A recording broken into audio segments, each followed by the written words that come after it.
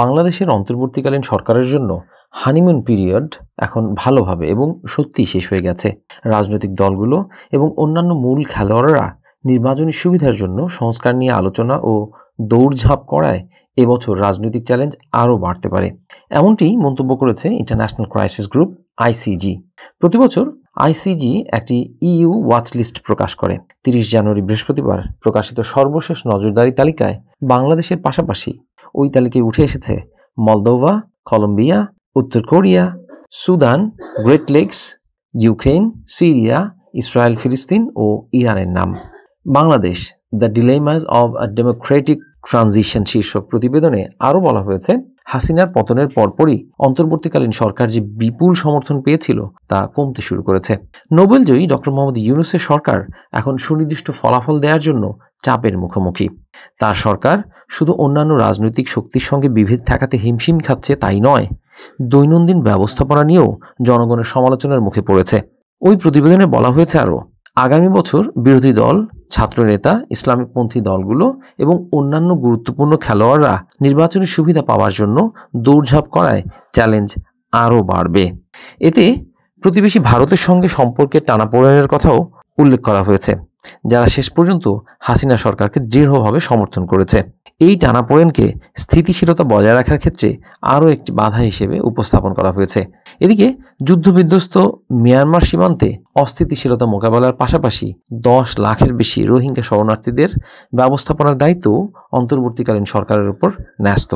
Crisis গ্রুপের Myanmar ও বাংলাদেশ বিষয়ক senior consultant Thomas কিন বলেন, সাবেক প্রধানমন্ত্রী শেখ হাসিনার অব্যবস্থাপনার উত্তরাধিকার হিসেবে পরিচিত দ্রব্যমূল্যের ঊর্ধ্বগতি নিয়েও অন্তর্বর্তীকালীন সরকার চাপের মধ্যে রয়েছে। অর্থনীতিকে ট্র্যাকে ফিরিয়ে আনতে বাংলাদেশের জনগণের চলমান প্রচেষ্টার সুফল দেখতে তাই কিছুটা সময় লাগবে। ভারতের সঙ্গে সম্পর্কে টানাপোড়েন অব্যাহত রয়েছে এবং শিগগিরই যুদ্ধবিধ্বস্ত মিয়ানমারে রোহিঙ্গা শরণার্থীদের ফিরে যাওয়ার সম্ভাবনা কম। তবে সংস্কারের বিষয়ে আশাবাদী মন্তব্য করেছেন থমাস কিন। তা সত্ত্বেও আগামী 1 বছরে বাংলাদেশের সামনে জাতীয় রাজনৈতিক ব্যবস্থাকে ঢেলে সাজানোর এবং আরও অন্তর্ভুক্তিমূলক ও জবাবদিহিমূলক করার বিরল সুযোগ রয়েছে। এ লক্ষ্যে সংস্কার কমিশন শত শত প্রস্তাব নিয়ে প্রতিবেদন দিতে শুরু করেছে। নির্বাচন ইস্যুতে কিন বলেছেন, সংস্কার প্রক্রিয়াকে সমর্থন করতে এবং অন্তর্বর্তীকালীন সরকার যাতে বাংলাদেশকে একটি জাতীয় নির্বাচন পর্যন্ত দিয়ে যেতে পারে তা নিশ্চিত করতে বিদেশি অংশীদারদের বাগাড়ম্বর, কারিগরি ও অর্থনৈতিকভাবে গুরুত্বপূর্ণ ভূমিকা পালন করতে হবে। এর আগে গত আগস্টে ক্রাইসিস গ্রুপ একটি প্রতিবেদন প্রকাশ করেছিল। সেখানে বলা হয়েছিল, বাংলাদেশ রাজনৈতিক অনিশ্চয়তায় প্রবেশ করেছে। কিন বলেন, গত 3 দশক ধরে বাংলাদেশের রাজনীতির যে অতিদলীয় ও বিজয়ী নির্বাচনী গতিশীলতা এত ক্ষতি করেছে, তবুও তা থেকে বেরিয়ে আসার সুযোগ এখন বাংলাদেশের সামনে।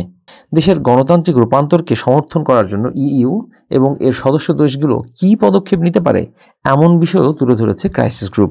তারা বলেছে, ইইউ সদস্য দেশগুলোর উচিত হাসিনা সরকারের অংশ বা ঘনিষ্ঠদের অবৈধভাবে অর্জিত অসংখ্য সম্পদ পুনরুদ্ধারে বাংলাদেশ সরকারকে সহযোগিতা করা। বাংলাদেশ ও ভারতের মধ্যে সম্পর্ক উন্নয়নও ইইউর জন্য অগ্রাধিকার হওয়া উচিত। ইউরোপীয় কূটনীতিকদের নয়াদিল্লির কাছে জোর দিয়ে বলা উচিত যে আওয়ামী লীগের সাথে বন্ধনে আবদ্ধ থাকা আর কার্যকর কোনো কৌশল নয়। সাম্প্রতিক বছরগুলোতে বিশ্বব্যাপী আন্তর্জাতিক তহবিল হ্রাস পাচ্ছে। জাতিসংঘের 2024 সালের প্রতিক্রিয়া পরিকল্পনায় মাত্র 56% অর্থায়ন করা হয়েছে। ইইউ অন্যতম বৃহৎ দাতা দেশ হলেও কিছু ইউরোপীয় দেশ সহায়তা কমিয়ে দিয়েছে। এই প্রবণতা আরও ত্বরান্বিত হওয়ার ঝুঁকি রয়েছে, কারণ নতুন মার্কিন প্রেসিডেন্ট ট্রাম্প প্রশাসন মার্কিন সহায়তা বাজেট কমাবে। এটি ইউরোপীয় তহবিলকে আরও গুরুত্বপূর্ণ করে তুলবে। ক্রাইসিস গ্রুপ বলেছে, যুক্তরাষ্ট্র প্রতি বছর পুনর্বাসনের জন্য শরণার্থীদের গ্রহণ করার সংখ্যাও কমাবে বলে মনে করা হচ্ছে। ইইউ সদস্য দেশগুলোর উচিত আরও রোহিঙ্গাদের পুনর্বাসনের চেষ্টা করা।